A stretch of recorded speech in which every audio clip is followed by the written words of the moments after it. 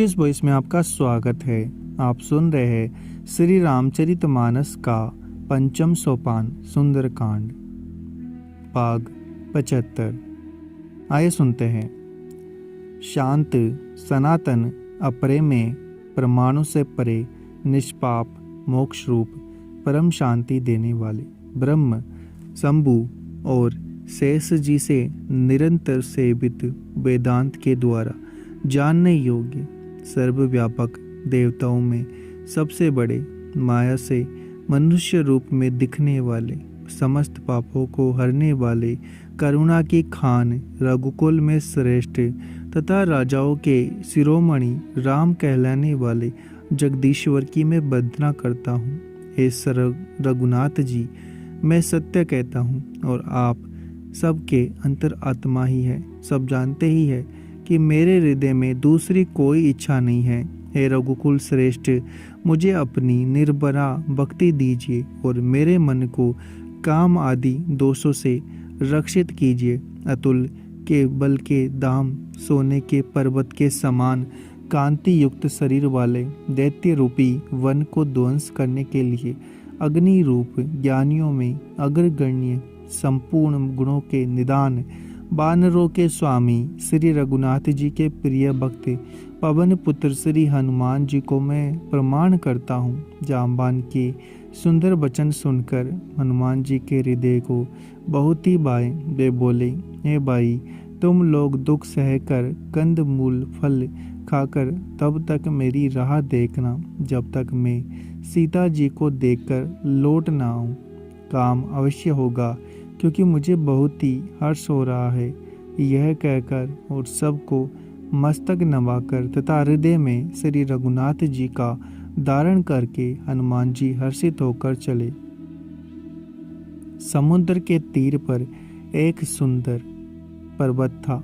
हनुमान जी खेल से ही अनायास ही कूदकर उसके ऊपर जा चढ़े और बार बार श्री रघुवीर का स्मरण करके अत्यंत बलवान हनुमान जी उस पर बड़े वेग से उछले। जिस प्रकार पर्वत पर हनुमान जी पैर रखकर चले, जिस पर से वे उछले, वह तुरंत ही पाताल में धंस गया। जैसे श्री रघुनाथ जी का अमोघ बाण चलता है, उसी तरह हनुमान जी चले।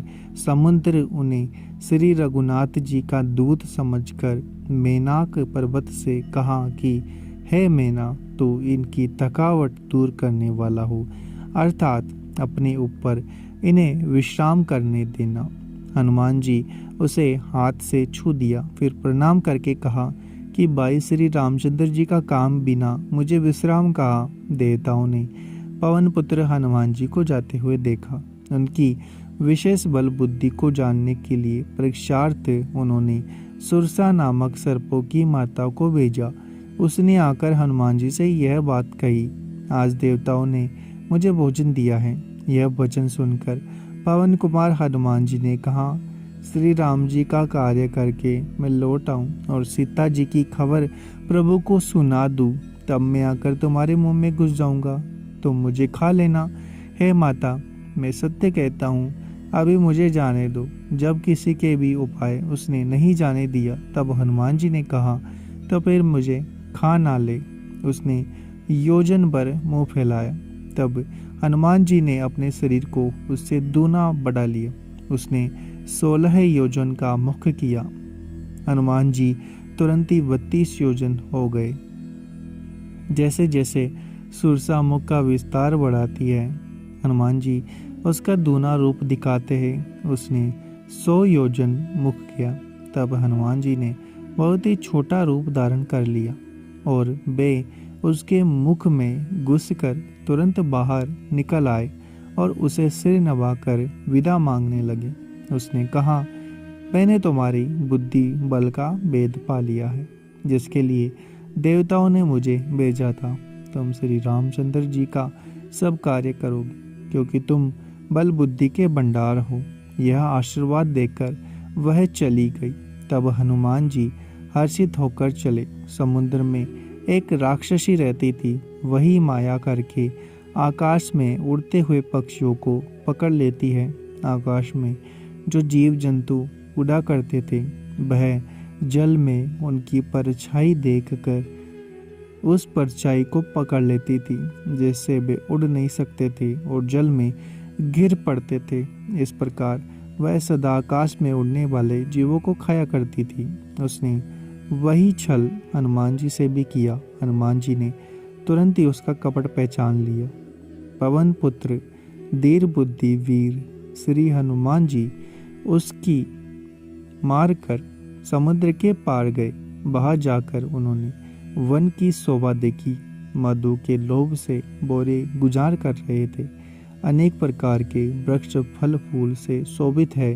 पक्षी और पशुओं के समूह को देखकर तो वे मन में बहुत ही प्रसन्न हुए।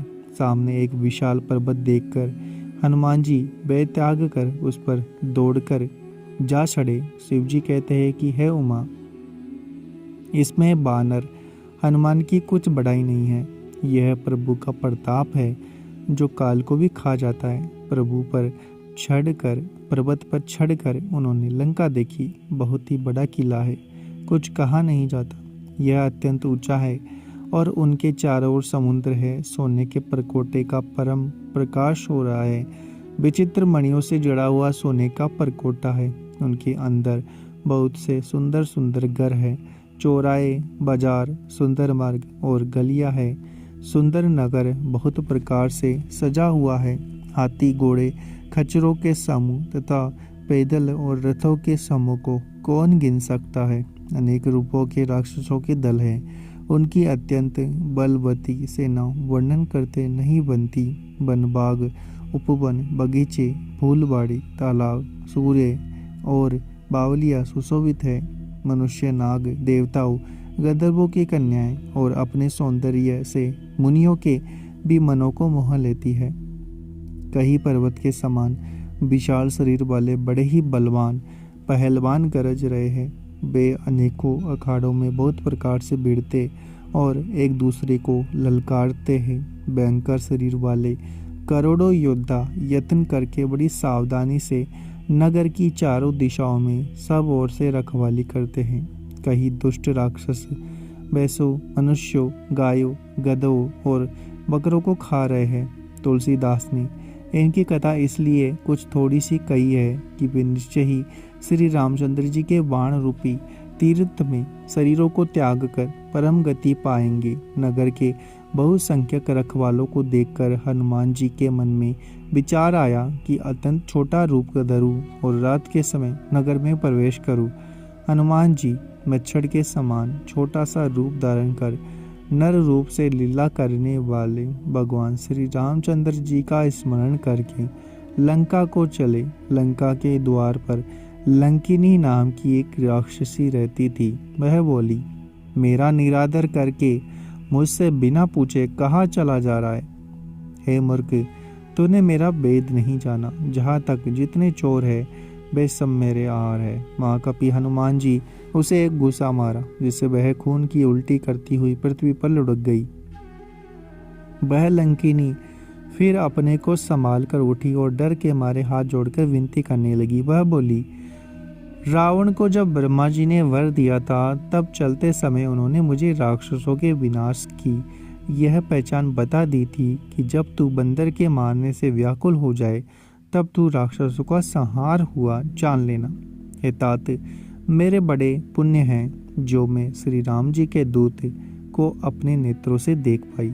हे तात, स्वर्ग और मोक्ष के सुखों को तराजू के पलड़े में रखा जाए तो भी वे सुख मिलकर दूसरे पलड़े पर रखे हुए उस सुख के बराबरी नहीं कर सकते जो क्षण मात्र के सत्संग से होता है। अयोध्यापुरी के राजा श्री रामचंद्र जी ने हृदय में रखे हुए नगर में प्रवेश करके सब काम कीजिए, उसके लिए विष अमृत हो जाता है। शत्रु मित्रता करने लगते हैं।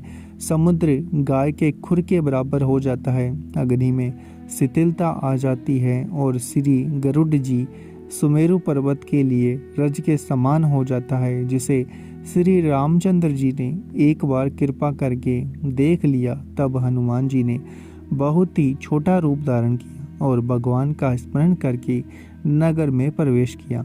उन्होंने एक एक करके महल की खोज की। जहाँ तहाँ असंख्य योद्धा देखे, फिर वे रावण के महल में गए। वह अत्यंत विचित्र था, जिसका वर्णन नहीं हो सकता। हनुमान जी ने उस रावण को सोते हुए देखा, परंतु महल में जानकी जी नहीं दिखाई दी। फिर एक सुंदर महल दिखाई दिया।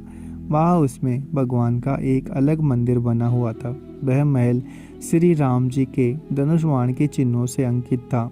उसकी शोभा वर्णन नहीं की जा सकती। वहाँ नवीन नवीन तुलसी के वृक्ष समूह को देखकर कपिराज हनुमान जी हर्षित हुए। लंका तो राक्षसों के समूह का निवास स्थान है, यहाँ सज्जन साधु पुरुष का निवास कहाँ? हनुमान जी मन में इस प्रकार तर्क करने लगे। उसी समय विभीषण जागे। उन्होंने विभीषण को राम नाम का स्मरण किया।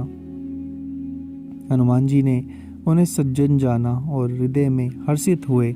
हनुमान जी ने विचार किया कि इनके हट करके अपनी ओर से ही परिचय करूंगा, क्योंकि साधु से कार्य की हानि नहीं होती।